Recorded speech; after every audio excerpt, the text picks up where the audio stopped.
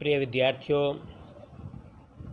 मैं हनुमान प्रसाद शर्मा आज आपको घर की याद कविता को पढ़ाने जा रहा हूँ। आदि कविता मैं पहले वीडियो के पार्ट में पढ़ा चुका हूँ। शेष कविता मैं आप लोगों को आज पढ़ाने जा रहा हूँ। ध्यान से देखें। चार भाई चार बहिनें, बूझा भाई प्यार बहिनें, खेलते या खड़े होंगे, नज़र उनको पड़े होंगे। पिताजी जिनको बुढ़ापा एक क्षण भी नहीं व्यापा, रो पड़े होंगे बराबर पांचवे का नाम लेकर। तो विद्यार्थियों, यहाँ कवि जेल में बंद है, उसे अपने घर के सदस्यों की याद आ रही है। कवि अपने पिता को याद कर रहा है, अपने पिता की जो भावुकता है उसको याद करता हुआ, उसे अपनी वाणी प्रदान करता हुआ कवि कह रहा है। चार भाई चार बहनें कि मेरे घर में मेरे चार भाई हैं तथा चार बहनें हैं। मेरे भाई मेरी भुजा के समान हैं, अर्थात वो मेरे हर सुख दुख के साथी हैं, हर सुख दुख में मेरा सहयोग करते हैं। मेरे भाई बड़े ही कर्मठ हैं। और जो बहनें हैं वास्तव में वो भी प्यार की भंडार है, प्यार का पुंज है। खेलते या खड़े होंगे, नज़र उनको पड़े होंगे। मैं जानता हूँ कि ये सब भाई बहन जब घर में खड़े होंगे या खेल रहे होंगे तो पिताजी की जो दृष्टि है, पिताजी की जो नज़र है वो उन पर अवश्य गई होगी। और मैं ही जानता हूँ कि उस समय पिताजी की क्या दशा हुई होगी। इस बात को मैं भली भांति जानता हूँ। पिताजी जिनको बुढ़ापा कि देखा जाए तो मेरे पिताजी की जो उम्र है वो बढ़ चुकी है, वो काफ़ी वृद्ध हो चुके हैं, परंतु आज भी उनके शरीर में युवाओं जैसी स्फूर्ति है। युवाओं की भांति वो पूर्ण रूप से स्वस्थ दिखते हैं। उन्हें जो बुढ़ापे की कमजोरियां हैं, जो बीमारियां हैं, वो छू तक भी नहीं पाई हैं। ऐसे में मेरे पिताजी मुझ पांचवें पुत्र को, मुझ भवानी को घर में न पाकर रो पड़े होंगे। वे मेरा नाम ले लेकर आँखों से अश्रु बहा रहे होंगे। इस बात को मैं भली प्रकार से जानता हूँ। अब देखिए इसका विशेष कि यहाँ पिता के स्वस्थ किंतु भावुक व्यक्तित्व का ज्ञान होता है। भाई के लिए भुजा की उपमा दी गई है, जो कि बहुत ही सुंदर बन पड़ी है। भुजा भाई में दोनों ही अलंकारों का संगम है। जैसे भुजा भाई, तो भाई को भुजा के समान माना गया है, तो उपमा अलंकार भी है और यहाँ अनुप्रास अलंकार भी, दोनों अलंकारों का संगम है। पिता के फपक फपक कर रोने का बिंब जो है वो अत्यंत ही सजीव बन पड़ा है, क्योंकि पिताजी मुझे याद कर कर फपक फपक कर रोते हैं। तो जो बिंब योजना है वो बड़ी ही सजीव है और भाषा सरल है, सहज है, प्रभावपूर्ण है, अनुभूतिपूर्ण है और छोटे छोटे वाक्यों और तुकों के सहारे वास्तव में देखा जाए तो कविता मनमोहक आकर्षक बन पड़ी है। और कुछ एक पॉइंट मैंने जो कविता के स्टार्टिंग में पहले पद्यांश में पढ़ाए थे, उन्हीं को आप इसमें ऐड कर लेना। अगला पद्यांश देखें। पांचवा मैं हूँ अभागा, जिसे सोने पर सुहागा, पिताजी कहते रहें प्यार में बहते रहें। आज उनके स्वर्ण बेटे लगे होंगे उनको हेटे, क्योंकि मैं उन पर सुहागा, बंधा बैठा हूँ अभागा। कवि कह रहा है कि मैं उनका पांचवा पुत्र, भाग्यहीन पुत्र हूँ, जो कि उनके बीच में नहीं हूँ। आज जो भरा पूरा परिवार है वो सारे घर के सदस्य वहाँ मौजूद है, परंतु मैं भाग्यहीन भवानी वहाँ उनके बीच में नहीं हूँ।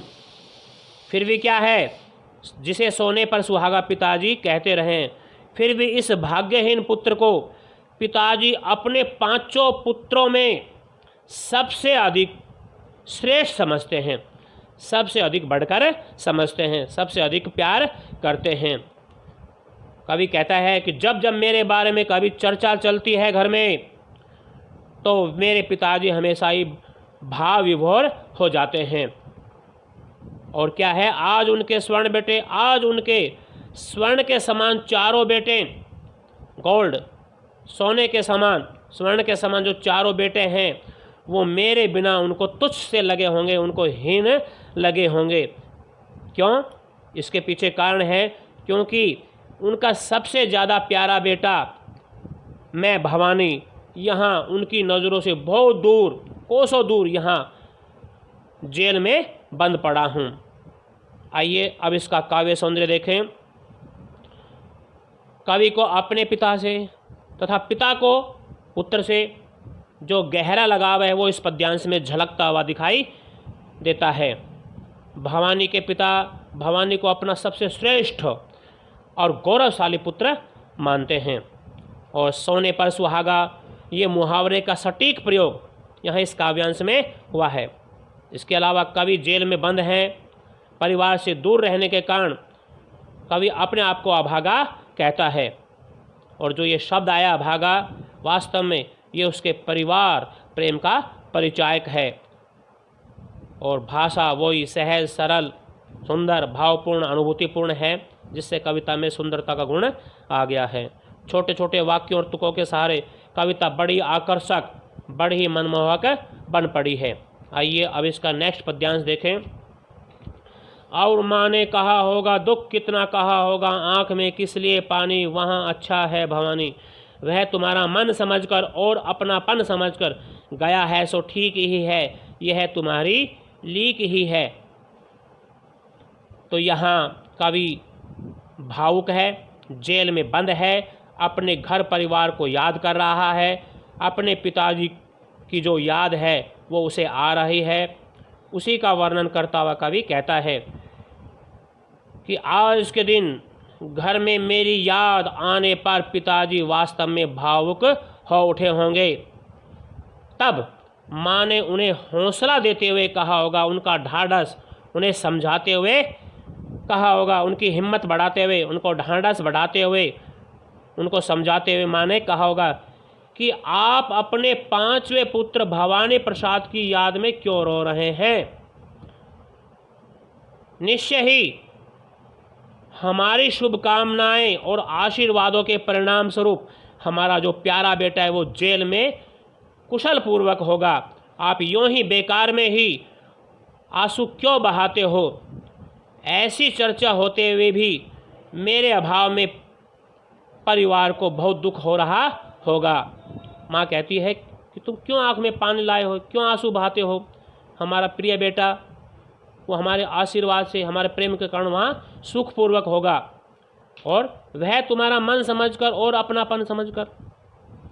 आगे माँ पिताजी को ढाढ़स बढ़ाते हुए, उनका हौसला बढ़ाते हुए, उनकी हिम्मत बढ़ाते हुए कह रही होगी क्या कि हमारा पुत्र देश के प्रति तुम्हारी भावनाओं और अपने प्रति तुम्हारे अपनत्व को पहचान कर, अपनेपन को पहचान कर यदि जेल गया है तो यह उसने उचित ही कार्य किया है, क्योंकि तुम्हारी तरह से वो भी देश प्रेम की भावनाओं से भरा पूरा है। आगे माँ कहती है कि तुम्हारी लीक, तुम्हारे रास्ते का उसने पालन किया, तुम्हारे रास्ते पर वो चला है, तुम्हारे आदर्शों पर, तुम्हारे सिद्धांतों पर जो हमारा प्यारा बेटा भवानी है वो चला है। तो उस भवानी पुत्र ने तुम्हारी लीक का अनुसरण किया है, तुम्हारे पद चिन्हों पर ही चलकर वो जेल में गया है। आइए अब इसका काव्य सौंदर्य देखें।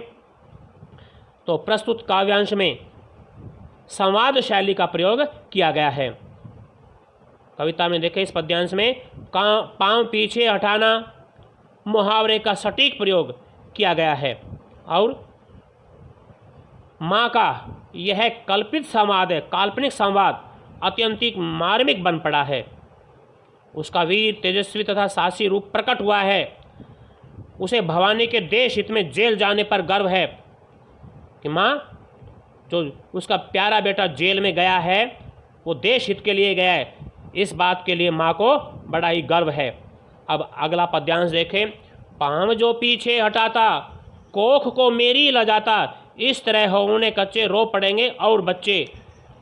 पिताजी ने कहा होगा, हाय कितना सहा होगा, कहाँ मैं रोता कहाँ हूँ, धीर में खोता कहाँ हूँ। देखें क्या कह रही है माँ कि पाँव जो पीछे हटाता, यदि मेरा बेटा देश के प्रति अपने पवित्र कर्तव्य से विमुख हो जाता, अपना पाँव पीछे खींच लेता, तो मुझ वीर जननी को, मुझे वीर माँ को वो लज्जित ही करता, वह मेरी कोख को ही लजाता कि मैंने एक कायर पुत्र को जन्म दिया है। परंतु आज उसने बहुत ही देश प्रेम से भरा हुआ कार्य किया है, गर्व से भरा हुआ कार्य किया है, तो आज मैं लज्जित नहीं बल्कि इस कार्य के लिए मैं उस पर बड़ा गर्व करती हूँ। और आगे वो कह रही है भवानी के पिता से कि इस तरह होने कच्चे रो पड़ेंगे और बच्चे कि हे भवानी के पिता, आज ऐसे अवसर पर तुम अपना मन छोटा मत करो, तो तुम अपने मन को कच्चा मत बनाओ। अपने मन को छोटा करोगे तो तुम्हारी कमजोरी प्रकट होगी और तुम्हें रोता हुआ देखकर जो ये तुम्हारे बच्चे हैं ये भी रो पड़ेंगे। इसलिए अपने आंसुओं को पी जाओ, अपने आंसुओं को इन बच्चों के आगे मत दिखाओ। आगे कह रही है कि तुम्हारी देखा देखी ये बच्चे भी रो पड़ेंगे, इनका मन भी भर आएगा, ये भी भाव को उठेंगे, तो अतः आप इनके सामने बिल्कुल भी मत रोइए। पिताजी ने कहा होगा, हाँ कितना सहा होगा। कवि आगे बताता है कि जब माँ ने उन्हें भवानी के वियोग में न रोकने के लिए समझाया होगा, तो पिताजी ने माँ से क्या कहा होगा। देखें, नहीं मैं रो नहीं रहा हूँ, मैं कहाँ रो रहा हूँ, मैं अपना धैर्य कहाँ खो रहा हूँ। ऐसा कहकर वे अपने दुख को मन ही मन पी गए होंगे। मुझे अच्छी तरह से मालूम है, जो जिस दुख को वो मन ही मन, जिन आंसुओं को वो मन ही मन अंदर ही अंदर पी गए होंगे, उससे उनको कितना कष्ट हुआ होगा, इस बात से मैं भली भांति परिचित हूँ। देखें इसका काव्य सौंदर्य, पिता का जो ये संवाद है ये अत्यंत ही मर्मस्पर्शी मन को छूने वाला है। संवाद शैली और प्रश्न शैली के कारण जो ये कथन है ये प्रभावशाली बन पड़ा है।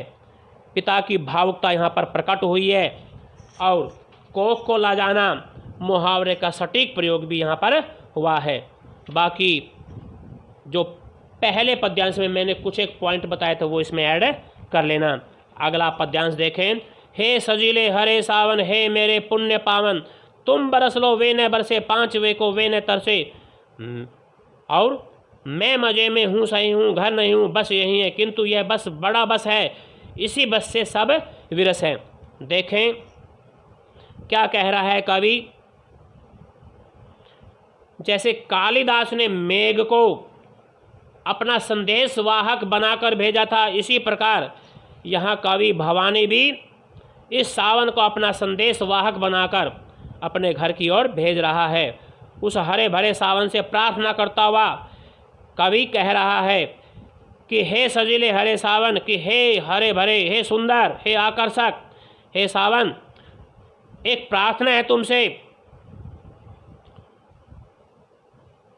मेरे पुण्य पावन, कि तुमने हमेशा ही मेरा भला ही किया है, तुम मेरे लिए अत्यंत पवित्र हो, तुम मेरे लिए नहीं बल्कि बरसात करके जल बरसाकर सभी का उपकार करते हो, सभी का भला करते हो, तो तुम तो मेरे लिए अत्यंत ही पुण्य आत्मा हो, पवित्र आत्मा हो।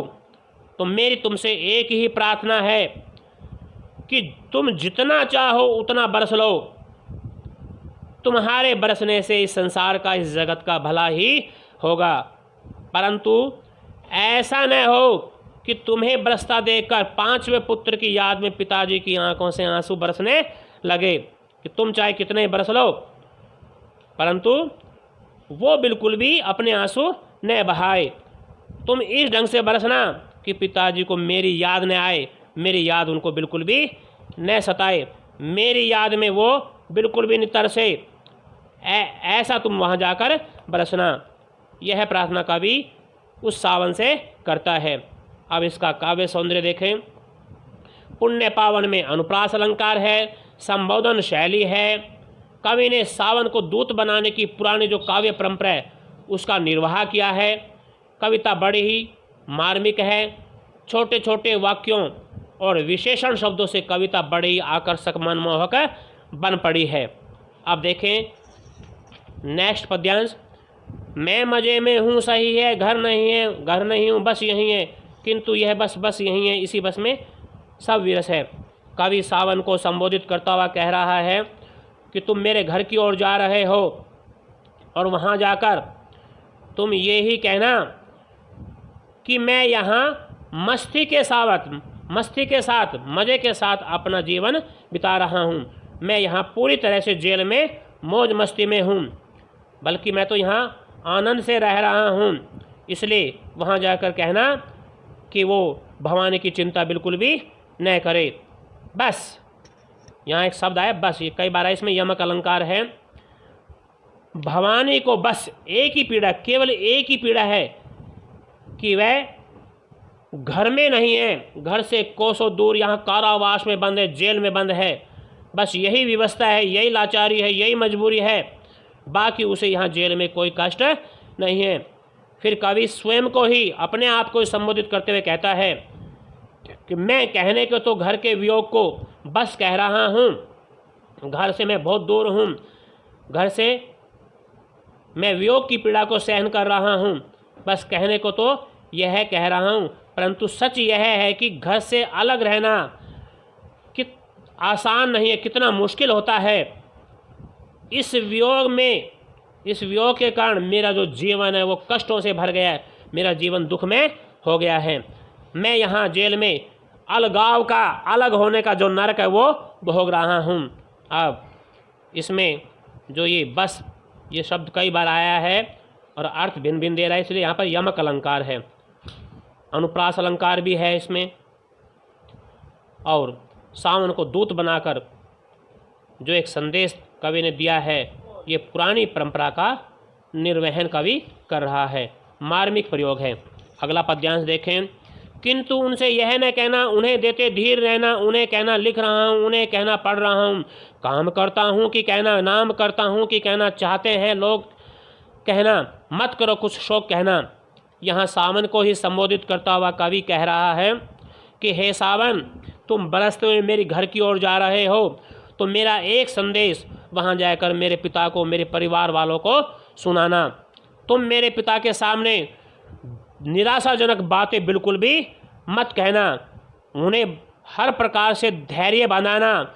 उन्हें तो यही कहना कि जो तुम्हारा पुत्र भवानी है वो जेल में रहकर पढ़ लिख रहा है, साहित्य पढ़ता है, कविता करता है, बस यही बातें उनसे जाकर कहना और उनको धैर्य बनाना। जो स्थिति तुम मेरी देख रहे हो वैसी जाकर तुम बिल्कुल भी मत कहना, और जाकर वहाँ मेरे पिता से कहना कि मैं यहाँ जेल में रहता हुआ दिन भर काम करता रहता हूँ और मैं उनका नाम करता रहता हूँ, मैं उनको नाम को लज्जित नहीं होने दे रहा, मैं उन्हीं की भांति यहाँ लिखता पढ़ता रहता हूँ, अपने कार्य में व्यस्त रहता हूँ। और उनसे यह भी कहना कि जेल के जो लोग हैं वो मुझे अत्यंत प्यार करते हैं, मुझे बहुत चाहते हैं। मत करो कुछ शौक कहना, ऐसा कार्य बिल्कुल मत कर देना, ऐसा शक उनको मत होने देना कि जिससे उन्हें संदेह हो जाए और वो शोक में डूब जाएं। ऐसी बातें वहाँ जाकर बिल्कुल भी मत करना। अब इसका काव्य सौंदर्य देखें। सावन को संदेश वाहक बनाकर जो संदेश भेजने की प्राचीन परंपरा है, उस काव्य परंपरा का निर्वहन यहाँ देखने को मिलता है। कवि को अपने पिता के दुख की बहुत चिंता है। उनके पिता बहुत भावुक हैं, संवेदनशील हैं और उन्हें चाहने वाले भी हैं। पारिवारिक स्नेह की दृष्टि से जो ये काव्यांश है ये अत्यंत मार्मिक बन पड़ा है। बाकी जो पहले पद्यांश में थे वो इसमें ऐड कर देना पॉइंट। और अब आगे देखें। और कहना मस्त हूँ मैं, कातने में व्यस्त हूँ मैं, वजन 70 शेर मेरा और भोजन ढेर मेरा, कूदता हूँ खेलता हूँ दुख डट कर ठेलता हूँ।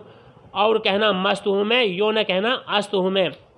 यहाँ कवि सावन को संबोधित करते हुए कह रहा है कि मेरे पिता के सामने यह कहना कि मैं जेल में रहकर बहुत मस्त हूँ, मस्ती भरा जीवन में यहाँ व्यतीत कर रहा हूँ। मैं गांधी जी के ही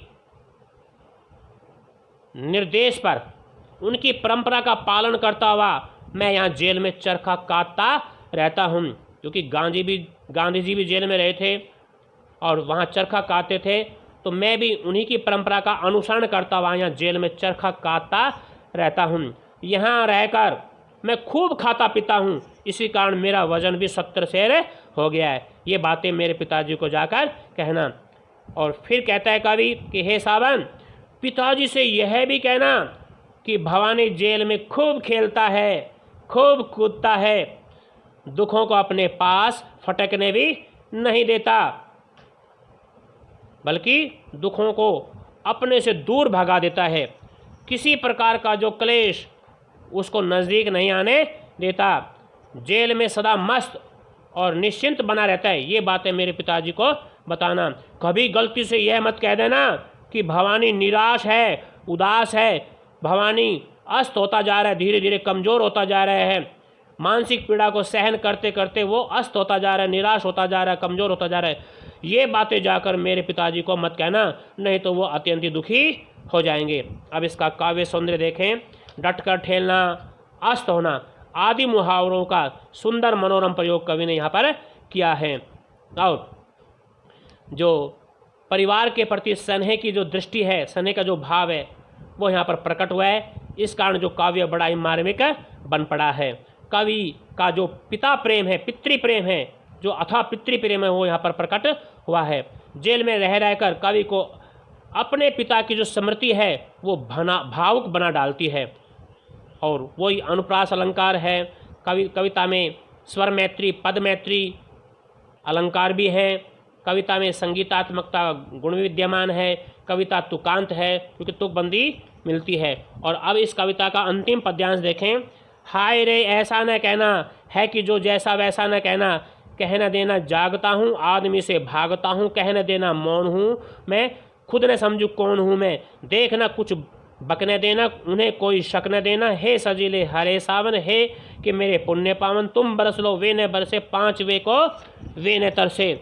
यहाँ कवि सावन को संबोधित करता हुआ कह रहा है कि हे मेरे सावन, हे मेरे पवित्र सावन, हे मेरे पुण्यात्मा, हे मेरी पवित्र आत्मा, हे मेरे सावन, तुम सचेत रहना, तुम सावधान रहना, तुम कहीं मेरी वास्तविक स्थिति का वहाँ जाकर बखान मत कर देना, क्योंकि तुम यहाँ मेरी स्थिति को देख रहे हो कि मैं कितनी मानसिक पीड़ा यहाँ पर सहन कर रहा हूँ, कितना दुख मैं यहाँ पर झेल रहा हूँ। तो इस स्थिति का जो कि मेरी वास्तविक है, इसका बखान तुम वहाँ जाकर बिल्कुल भी मत कर देना। मेरे पिताजी के सामने मेरे दुख को मत कह देना। यह मत कह देना कि मुझे यहाँ जेल में नींद नहीं आती है, मैं रात भर यहाँ जेल में जागता रहता हूँ और मुझे आदमी को देखकर डर लगने लगता है कि आदमी को देखकर मैं दूर भागने लगता हूँ, अर्थात आदमी से मुझे भय लगता है। मैं हमेशा अपने में खोया खोया रहता हूँ, अकेला रहता हूँ। ये बातें तुम मेरे पिताजी से बिल्कुल भी मत कह देना, बिल्कुल भी मत बकना, मतलब मत कह देना। उन्हें किसी प्रकार का शक मत होने देना। यदि तुम वास्तविक स्थिति को उनको बता दोगे तो वो मेरी याद में जीते जी मर जाएंगे। हे सावधान, हे मेरे हरे भरे सावन, हे मेरे सजीले सुंदर सावन, तुम सावधान रहना। गलती से भी मेरे पिताजी से यह न कहना कि मैं चुपचाप रहता हूँ और तुम्हारे बिना मैं यहाँ दुखी हूँ, न ही यह कहना कि मैं खोया खोया रहता हूँ, मुझे अपनी सुध बुध भी नहीं है, अपने आप को भी मैं पहचान नहीं पाता हूँ, मेरी सुध बुध खो गई है, अपना अस्तित्व में मैं अपने अस्तित्व के बारे में मैं नहीं सोच रहा हूँ, उसको भी नहीं पहचान पा रहा हूँ। हे सावन देखो, मेरे पिताजी के सामने बहुत सोच समझ कर बोलना। असावधानी के कारण यदि कोई शब्द ऐसा तुम्हारे मुख से निकल गया जिसके कारण उनको शक हो जाए, ऐसी बात तुम जाकर वहाँ पर बिल्कुल भी मत कहना। वे तुम पर विश्वास ही न करें, ऐसी बातें मत बोलना। यदि ऐसा हुआ तो इससे उनका दुख और भी बढ़ जाएगा, उनके मन को और भी पीड़ा पहुँचेगी। इसलिए तुम्हें विशेष रूप से सावधान रहकर यह कार्य करना है। अंत में क्या कह रहा है कवि कि हे मेरे हरे भरे सुंदर सावन, हे मेरे पुण्यवान सावन, हे मेरे पवित्र मित्र, तुम चाहे जितना बरस लो वहाँ जाकर, जोरों की बरसात कर लेना, कितना ही बरस लेना, पर ऐसी कोई बात मत होने देना, कोई ऐसी बात मत कह देना जिससे मेरे पिताजी को मेरी याद आ जाए और वे रोने लगे, उनके आँखों से आंसुओं की झड़ी लग जाए। ऐसी बातें तुम जाकर मत कहना। और वो अपने 5वें पुत्र को याद करके तरसने लगे। तो ये बातें तुम जाकर मत कहना, जो वास्तविक स्थिति है उसको मत कहना, बल्कि उनकी हिम्मत बढ़ाना, उनका हौसला बढ़ाना। अब इसका काव्य सौंदर्य देखें। बक और शक शब्दों का प्रयोग वास्तव में दर्शनीय है और 5वें शब्द के प्रयोग में कितनी करुणा बरसती हुई दिखाई दे रही है। तो यहाँ पर करुण रस भी प्रकट हुआ है। सावन के लिए सजीला, हरा, पुण्य, पावन आदि विशेषण अवसर के अनुकूल तथा अत्यंत सार्थक हैं और आदमी से भागता हूँ मैं, यहाँ कवि की जो मानसिक पीड़ा है उसका मार्मिक वर्णन हुआ है। छोटे छोटे तुकबंदी से कविता वास्तव में बड़ी मनमोहक बन पड़ी है। कवि का जो पितृ प्रेम है वो यहाँ पर प्रकट हुआ है। वह अपने कारण उन्हें किसी प्रकार का कष्ट नहीं देना चाहता, बल्कि हमेशा पिता को प्रसन्न रखना ही चाहता है। तो इस तरह से बच्चों मैंने ये कविता आपको पढ़ाई। इस कविता को ध्यानपूर्वक पढ़ना, देखना। धन्यवाद।